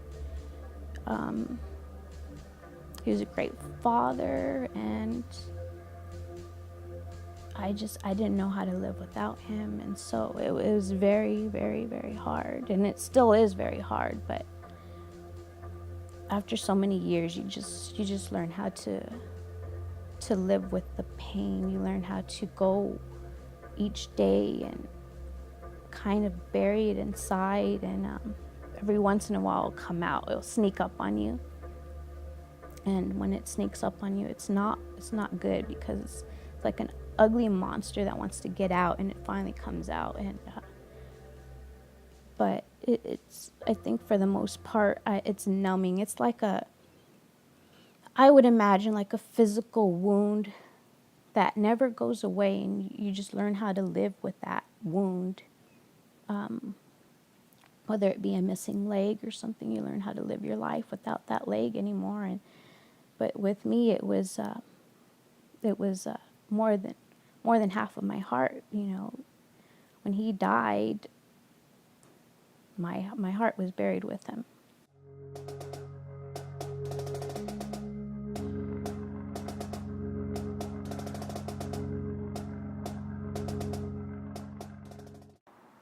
The Commandant and Sergeant Major of the Marine Corps came to the base to prep everybody for a mission, a big mission that was coming up, and really to motivate everybody and let us know how lucky we were to be part of this, and how envious other Marines were going to be for to be part of this type of mission. It was for Marja, and this is after Caesar had passed, but that was the intention. And you know, prior to these types of things, this is a major event, and prior to that, all of your leadership is pre-screening your questions to make sure, you know, you're asking the right things and okaying your word just before you speak to them. And as I was sitting there, I decided to ask a question that I hadn't pre-screened, but I thought would be good for younger Marines to know about the recall process. As a recall Marine, I wanted to let my guys know that it's a very possible thing for this to happen again, and who better to ask than the Commandant of the Marine Corps, you know? So I asked him, and he didn't exactly answer my question about future recalls. What he said was, "Wait, you're a recall? Why are you here?" It's like he didn't know that we were out there. That took me a moment to even pick up on what that meant. It meant a couple of things, and really important things. It meant that, for one, we didn't need to be there in the first place, and for two, neither did Caesar. You know, that was extremely difficult for me to swallow. But that's what happened that day. You know, I wore it when I got back, and I never took it off, just because, I mean, I don't even need to say why, but after getting asked all these questions by people and getting it brought up, it was a lot for me to handle. So I kind of just, you know, put it in my safe box on my nightstand and let it sit there for a while, just because I didn't want to forget, but I wanted to just stop and let it be my kind of thing for a while. And I don't know. I mean, I don't wear it at work, and I don't wear it out doing stuff because I don't want it to get ruined. I mean, I like it. I like having it. I like being able to put out and remember him. I mean, wear it as a dress piece. My rule is I don't wear my wedding ring. So when it's sitting, I put the two most things that I wear together. And whenever I put my wedding ring on, I put that on. Just because that's that.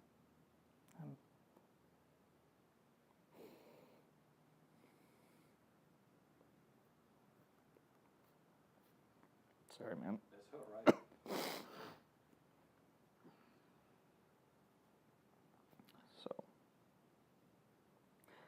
So yeah, people ask about it, and usually now, several years later, it's I want to say a little easier to talk about.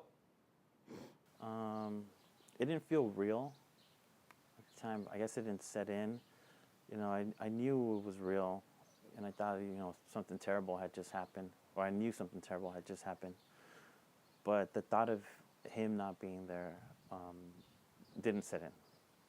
You know, it still felt like maybe he was just on the mission, or, you know, he'll be back. I mean, the day's haunted me for years, you know. Caesar was one of my good friends. We got recalled together. We went through that process. I didn't know him before we got recalled, but me, him, and a couple other recalled buddies got really close and bonded. I got to know a lot about him, his family, who he was. So October 31st means a lot to me. It means the day I lost a really good friend. It means a day the Marine Corps lost a great leader. And, you know, most importantly, that what his family lost. Well, it became real at that point, you know. You hear stories all the time, but at that moment, it became reality where we were and what we were doing. And it was only 3 or 4 weeks into the deployment, so it became very scary that we just got there and we were already losing guys. It was just a real eye-opener. Everybody kind of dealt with it their own way, but I mean, obviously, some cried in front of everyone, others went and hid and cried on their own, others just got angry, but I mean, it brought everyone even closer than we already were, and it just, I don't know, I guess it just makes you appreciate everything just a little bit more. And like, for example, I wouldn't smile that much, and Sergeant Reese would be like, "Come on, Puga, smile, smile." And I'd be like, I'm smiling. He's like, "No, you look like you're mad." I'm like, "No, it's my happy face." And he's like, "No, just smile. You gotta smile more." And so every now and then, you know, my wife will tell me, she's like, "Hey, you know, are you in a bad mood?" Or I'll be like, "No, I'm fine." And Sergeant Reese's voice will pop in the back of my head, and I'll be like, "Hey, you know, you gotta smile." So I mean, it's helped a few people change their ways on some certain aspects. At the time, I didn't know the first marathon would land on the 1-year anniversary of his death. And I thought, oh, this is a sign. I have to run it. It's going to land on the first year of his death. And that I don't want to be at home in a ball in the corner of my room crying, you know. I'd rather be doing something in honor of him. And so I thought, oh, I have to do this. There was no... You know, if it's one thing I've learned from being in the Marine Corps is that the people you meet there, you're all in the shittiest of circumstances together. And your friends back home that I've known for years, since I was fucking 8, I'm good friends with. But you get any one of those guys to show up at my doorstep, and, you know, we give them just a great big old hug, and it's like, you never left because you were with them at the shittiest point in your life. Now, some people may say the Marine Corps is the greatest thing that ever happened to them. I agree. I would not change a thing in the world. But as we all know, especially my fellow Marines, we've all been in the suck together. And we've all come together, and we've all loved it. We've all hated it. And I don't really know where I'm going with this, but I'm just trying to talk. It was a pretty big eye-opener. Nobody really thinks they're going to get killed. It's always in the back of your mind, but you never think that's going to be me. And then when someone you know gets killed, it kind of changes your perspective on it. I just remember meeting Sergeant Ruiz a couple times, 29 Palms. I'd never met him before that because he was, you know, I was with MPs and he was a drop, and so we're just like, hey, it's a new guy. How's it going? He always had a couple jokes. You know, just a cool guy. You know, never really heard anything negative come out of his mouth. You know, he always took something and he was like, well, at least we're doing this. At least we're doing that. He always had, I always remembered him because he had those, I called them goofy glasses. They have a shade. So it's just like his little uniqueness. Well, he's a good guy, you know. That's the best way to describe him, 2 short words, but one of the best guys I've ever known. It's hard to find people who are genuine like he was. You know, I was, put on last minute, and he could have treated me, you know, crappy, like most sergeants probably would have, or a lot of them. I don't know the ratio, but he was a good guy, and he was always like friendly towards me, and you know, and it's hard to find that, you know, especially in the Marine Corps. So many of them just want to go, bleh, bleh, you know. But he was never like that. He was one of the good guys. And that first year, the whole team, there's about 100 runners, and I believe we raised, in honor of him, in his memory, we raised over $80,000, and so that was just awesome. For his name for him to still have the ability to have that power to help people, that was really important, and it was great. And all of the runners wore a shirt, and it said, their running shirt during the marathon, in memory of Sergeant Cesar B. Ruiz. So I had 100 people running the marathon on October 31st, 2010 in honor of him. So. All I remember is when I got to CLB1 security, I didn't know anybody. And me being the most boot, I was a Lance Corporal. I was the lowest rank. And all the other Lance Corporals were on the verge of getting promoted Corporal. He kind of spoke to me and told me, hey, you know, I got you no matter what. You know, we'll do this. We got this. And, yeah, I remember in 29 Palms when, because I always loved to run and PT and stuff. That was just me back then. And I remember he told me, like, you remind me of me when I was your age. I used to like PTing, and I was like, oh, that's cool. I mean, I didn't really take notice of it because I was like, I'm not trying to be fat, so it didn't really faze me. But he's very charismatic, and he's very caring. He's a good leader. Yeah, he's a good guy. Very funny. He cared about everybody a lot, and he was the ideal sergeant that, you know, that you would want to be around with, because he led by example. He didn't tell you to do something that he wouldn't do. I think of coffee when I think of Sergeant Ruiz. When we were training to go on our deployment, I didn't drink coffee. And me and him were both stuck on our teams had some kind of night op, and I was tired. He told me I needed to start drinking coffee. And he actually showed me how many scoops to water ratio I needed to put in the coffee pot, and that I didn't need to be a pussy. I needed to drink black coffee. So that's how he's funny, you know, he always had a good personality. One thing I remember specifically, he was very excited to be recalled. It was, he wanted to be there. He told me he was having a hard time paying his mortgage, and that this was best for his family, and he was excited to be with us. I remember that when we were in training. From first experiences, when I first met him, when we were at the battalion and everything, he was a great guy. Awesome leader, very awesome guy. He had this thing to him, you know. All the guys, especially all the younger Marines and everything, they always looked up to him and everything like that. And even when I wasn't in his platoon and everything, I'd see him. He'd come on by, he'd be like, hey, good morning, Marines, like, how you guys doing? You know, it just put this solid feel into you that, hey, he's here for you, and I'd do anything for you, you know? But, yeah, he was definitely a great man, you know? And still miss him to this day. I remember he always had a smile on his face, no matter what. And no matter what he was doing, he'd always take the time out to say, hey, how's it going, you know, ask you how you was doing, and really, really ask you, not just go through the motions, but really cared.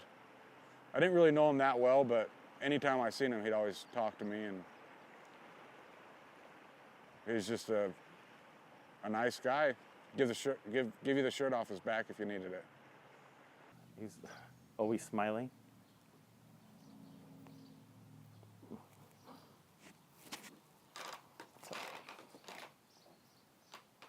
He just always had a really positive, really good attitude. Even when things were bad, it never affected his leadership. I remember Joshua was one. Kimberly was at home, you know, pretty much raising him on her own, and Caesar wasn't getting paid. You know, I thought that was a big deal, and he was always worried about it, but it never affected his attitude. That was just the kind of person he was. You know. He's always an outstanding Marine. If I was to try to describe Caesar,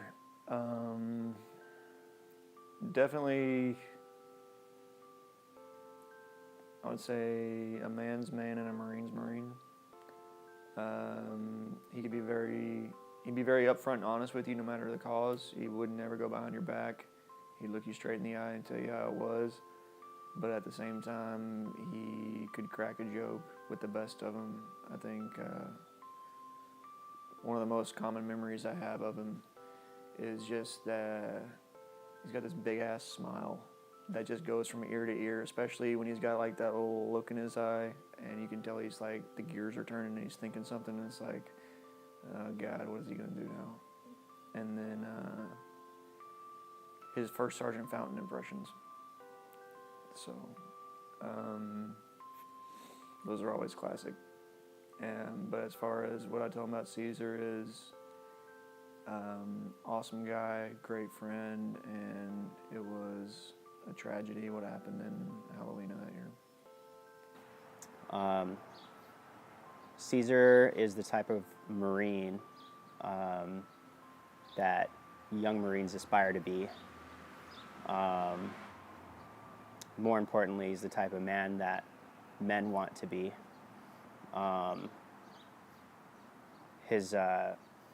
You know, he thought about his family 24/7. While like the deployment was one of the hardest things for him to do to get away from them, he knew it was necessary because he had outside issues. He needed financial issues he wanted to take care of specifically for his family. You know, there's other things you can do, but he knows he was good at this. And he was just, you know, the best person to be around. Just a great all-around person. He was a great man and a great Marine, and just an even better of a person. You know, to me, I mean, we spent some time with him. I mean, I don't know if, to those who don't know, you go through like pre-deployment training, and they call them like workups. And some of it you're just going, really? This is really part of what the deployment's going to be. Like, oh, we really have to fill our, you know, Humvee this way, this exact way, or this, you know. And he could just bring the humor out of anything. He just someone you wanted to be around all the time. I remember thinking, man, I wish we had Sergeant Ruiz running our squad. He held a higher, ranking billet than his rank was allowed. You know, it's normally a staff sergeant doing his job, and he, in my opinion, he did it better than any officer or any staff NCO or any staff sergeant or whoever. And I can go on and on, but I can tell you, great person, great Marine, just, you know, I mean, but a far better person than a Marine. You know, I tried to do the yelling and the screaming or whatever a little bit here and there if somebody ticks you off or gets you mad. He was just one of those guys you didn't want to let down. You know, I can tell you, like, multiple occasions, you're just like, man, if Sergeant Ruiz finds out about this, I just don't want him to be mad at me. Like, I'll take an ass chewing, I'll take a, that's fine. But if he's just mad, if he's disappointed, that kills you more than anything. That his dad was the best. He's a brave man, brave Marine, great personality, always took care of everybody else, and he's the guy you want with you when you're going to go to a place like that. I tell him that he was a good man, that he's lucky to have him for a dad, even though he's not around in body anymore, I guess. But as long as he could strive to be half the man he was, he'd be doing good in life.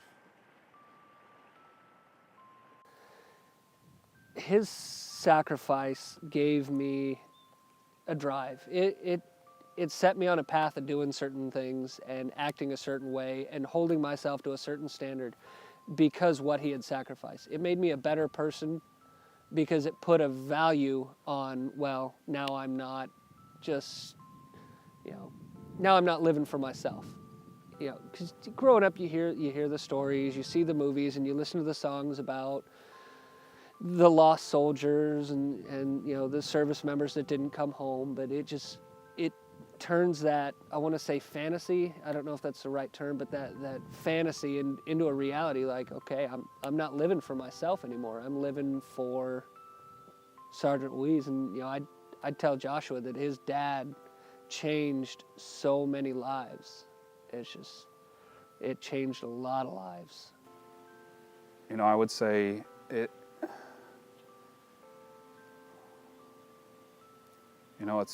it's hard. I mean, it's hard to explain to a child, basically what's happened, and it may take many years for him to fully understand and grasp what's happened. But it's all about being strong, and Sergeant Ruiz was very strong. He was a strong guy, doing anything for anybody, and doing it, to his fullest extent. He didn't cut corners on anything. He was a very strong man, a very strong father, and husband, and I would say idolize that. I mean, that's it. If Josh were sitting here now, I would just say you want to be like him. That's who you want to grow up to be like. Nobody else. He was a great guy. Sorry for your loss. Your dad was a good man. But even though that happened when you were a younger age and you didn't know him, know that he was a good man. And don't ever sell yourself short. And always achieve the goals that you have set. Don't ever quit. Don't ever give up. Keep your eye on the future and make it what you want.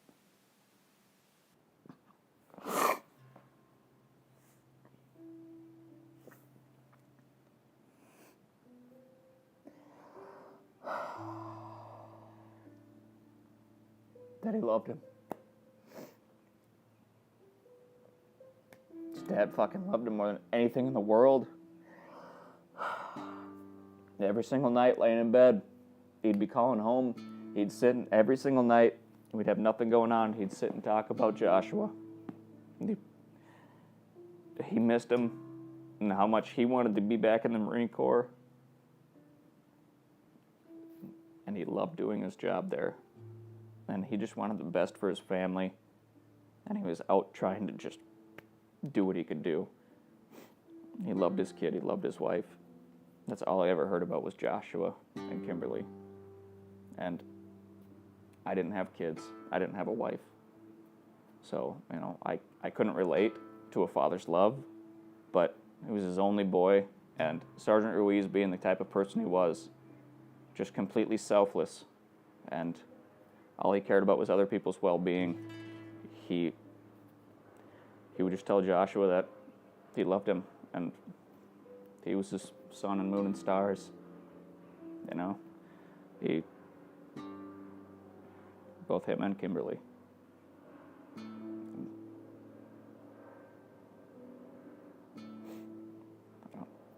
I mean, if that's not enough, I don't know what is. I would just say sorry we couldn't do more for him. Like, you deserve to know your dad. Like, he was, you couldn't ask for a better dad. Like, every time I'd ask about you, he would glow. Like, he absolutely loved you with every part of his body. Like, inside out, you know, mentally, physically, like, he adored you, you know, and it was a breath of fresh air asking your dad about you, just to see him light up. Like, I can only hope that I'm the same way with my son. Like, if somebody asked me, I hope that I put off that glow like your dad did. Like, it really made you feel good. It made you want to have a family, you know? You wanted to have that feeling of being asked about your child. And, you know, your dad was a stand-up guy. He really, you know, he wasn't perfect, but if he made a mistake, he'd own up to it. He would do his best. He really worked for you. If he said he was going to do something, he did it, or at least tried to make sure it happened. Be proud of your father. You know, I know you didn't get the chance to grow up with him or see him or learn from him, but if you have to question something, he probably wouldn't approve of it. You know, like, just know that he loves you. I know he loves you for a fact. He loved talking about you. He loved showing pictures of you. Be proud of him, because he made the rest of us proud. He changed so many of us in so many ways to be better Marines, better men, better women. He was brave. He was just an all-around good guy. It's just there's almost too, it's just there's so much running through my head. It's just almost hard to put into words.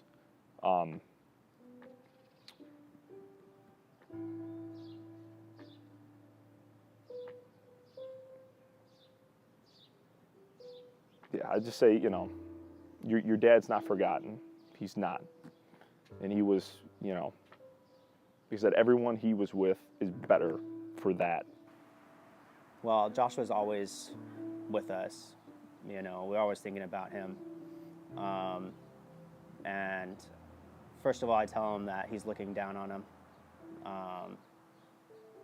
If he ever wants to talk about him, you know, we're always open to bringing him in. We would love to have you in LA. But I tell him that his dad is just, you know, one of the best people I've ever met. And that's never going to change. He's the ultimate role model, a great Marine. And he just cared. You know, you meant the world to him. You and your mother meant the world to him. So, all he would want for you is the best possible future for you. And hopefully, you know, one day when you look back on this, you can thank him. But that's all he would ever want is the best for you. That his dad displayed one of the biggest acts of heroism and love that anyone can possibly do. He missed his family every day.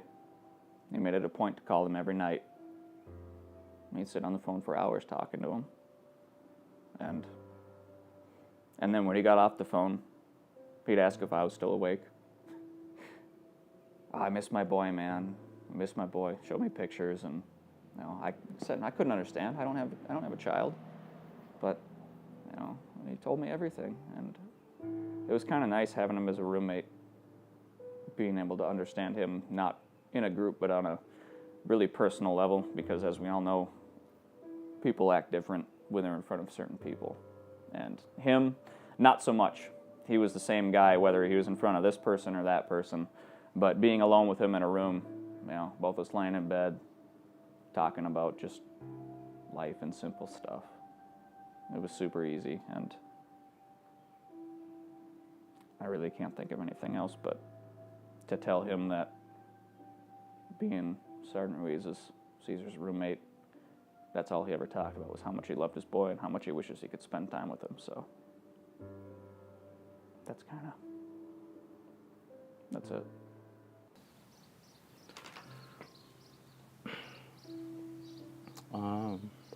I don't know. I mean, he knows he was a good person. I would like to be able to tell him something meaningful about his dad.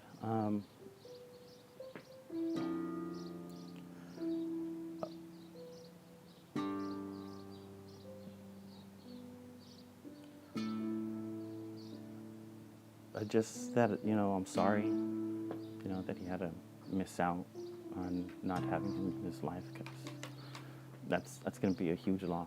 I mean, he has a great mother, and he's going to be all right. I think he has a good, support system, but,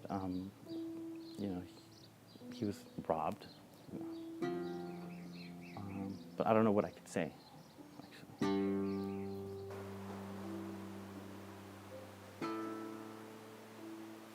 To be honest, I wouldn't even know what to say.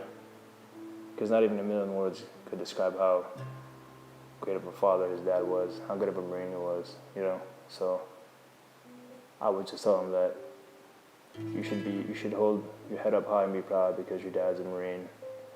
And also, your dad was a very good Marine. And you should be very proudful of your last name, your family name, because your dad was a great man and he gave everything for this country. And you should just never take life for granted because your dad, sorry, it's kind of hard. Your dad, he sacrificed everything for you, and you should never take anything for granted and just keep on pushing no matter what. Even though that you're young now, when you get older, just push because, you'll get to wherever you want to do. Yeah, that's it. Joshua is like a little mini version of Caesar. He is very charismatic, people person, high level of energy. He looks like his father too, but more so the personality, because I'm a very reserved, quiet person. I don't strike up conversation. I don't initiate the conversation. I'll kind of keep to myself. If you talk to me, then I'll talk to you, but I won't initiate it. And Caesar was a people person. I always used to say, you're a social butterfly. You could just have a conversation with a stranger down the street, and you guys would be best friends at the end of the conversation. Well, that's exactly how Joshua is. Everybody knows who Joshua is, and they're like, oh, that's Joshua's mom. They know me by Joshua's mom. So he's very popular everywhere he goes. In school, they all love Joshua. Oh, Joshua, we love Joshua. And the grocery store, even the cashiers know who he is. And I'm just kind of like the person next to him, which is how it was when I was married to Caesar, just kind of the person next to him, because Caesar was the light of the party. He was, I think that's why we made a good couple. We balanced each other out. And that's exactly how Joshua is, just like his daddy, and he has so much energy. I remember Caesar having so much energy, and I would tell him, sit down, just rest. You've worked so many hours. Don't you just want to sit down and relax? Why don't you go take a nap? And he would say, I can't take a nap. And he would go and mow the lawn, and we had a big lawn. And I remember thinking, oh, okay, he's worn off some energy. He'll sit down now. And he looked at the lawn. He goes, it's not short enough. And he went back and he cut it all over again. And I was like, oh my God, how do you have the energy to do that? Well, that's exactly how his son is. He's It's a little energetic bunny.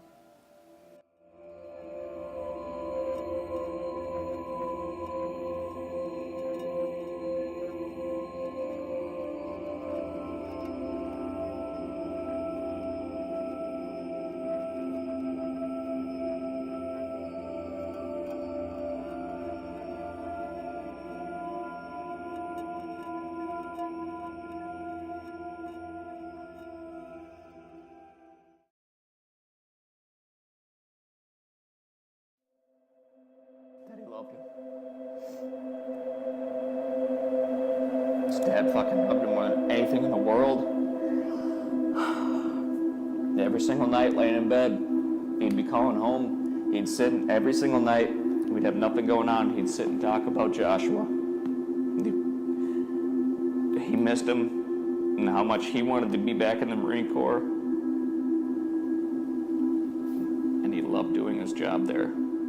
And he just wanted the best for his family. And he was out trying to just do what he could do. He loved his kid. He loved his wife. That's all I ever heard about was Joshua and Kimberly. And I didn't have kids. I didn't have a wife. So, you know, I couldn't relate to a father's love, but it was his only boy, and Sergeant Ruiz, being the type of person he was, just completely selfless, and all he cared about was other people's well-being. He would just tell Joshua that he loved him, and he was his sun and moon and stars. You know, both him and Kimberly.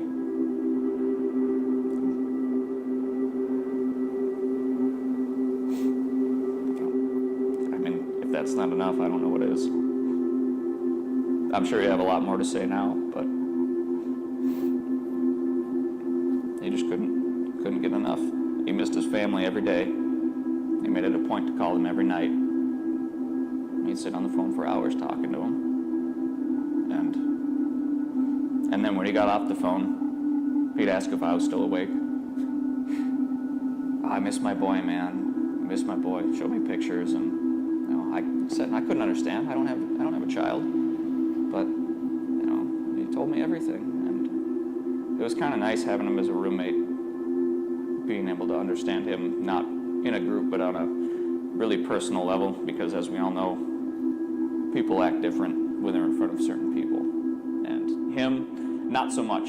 He was the same guy, whether he was in front of this person or that person, but being alone with him in a room, you know, both of us lying in bed, talking about just life and simple stuff. It was super easy, and I really can't think of anything else but to tell him that being Sergeant Ruiz's, Caesar's roommate, that's all he ever talked about was how much he loved his boy and how much he wishes he could spend time with him. So